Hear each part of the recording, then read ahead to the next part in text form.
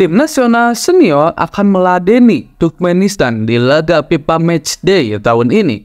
Kira-kira siapa yang lebih unggul ya? Mari kita bahas dari sudut pandang penikmat sepak bola, bukan pengamat sepak bola.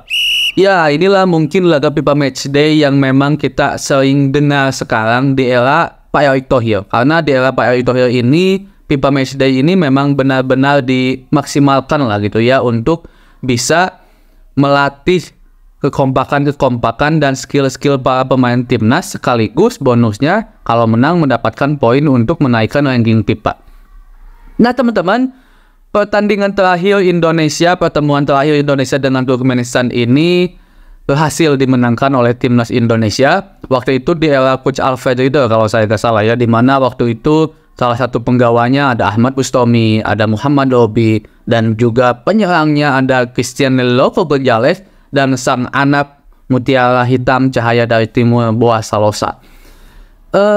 Pertandingan sekarang memang pertandingan yang sangat dinantikan ya.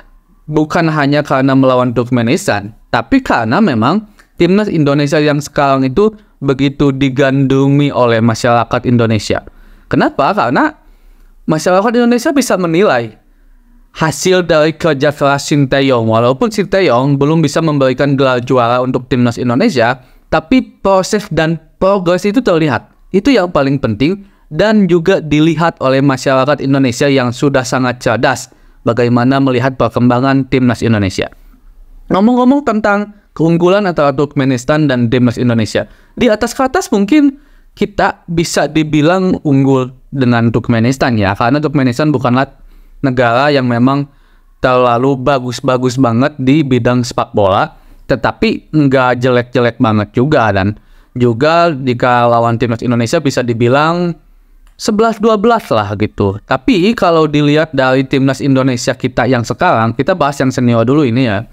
Yang senior sekarang, seharusnya timnas Indonesia memiliki kans yang sangat lebih untuk bisa menang. Ya walaupun timnas Indonesia diterpa badai cedera yang banyak, di mana yang terbaru kan Dimas Derajat gagal untuk memperkuat timnas karena cedera saat di klubnya.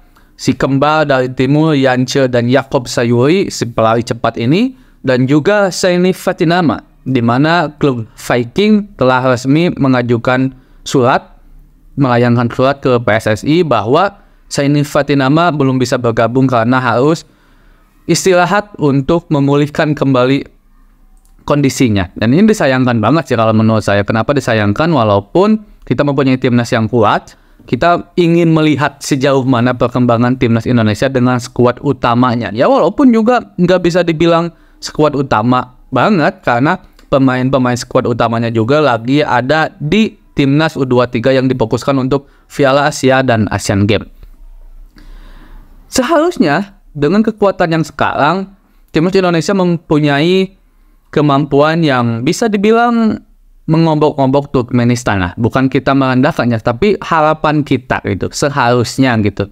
Dimana akhirnya pemain-pemain U23 dipanggil untuk bisa menggantikan para seniornya yang cedera. Dimana kita tahu ada Zaki Ashraf dan juga ada Dodi Tri Pramungkas ya, pemain muda asal Persija Jakarta, dan juga pemain yang memang bisa dibilang comeback, karena dulu dia udah pernah memperkuat timnas Indonesia, yaitu Dewangga, pemain yang bisa dibilang multi posisi dan mempunyai kemampuan yang cukup baik di setiap posisinya. Mungkin sama-sama kayak pemain Persib Bandung Ahmad Irianto.